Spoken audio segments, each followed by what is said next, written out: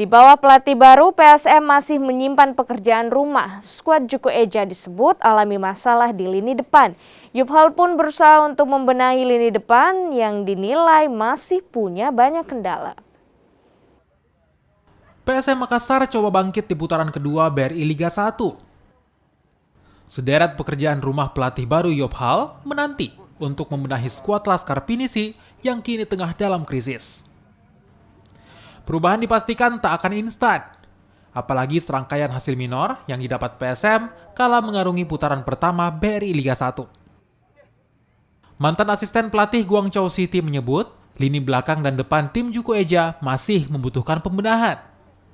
Untuk lini depan, ini akan jadi perhatian mengingat PSM banyak kehilangan peluang di putaran pertama. Putaran kedua pun akan jadi pembuktian. Akankah pelatih baru dan pemain baru bisa mengembalikan kejayaan PSM Makassar?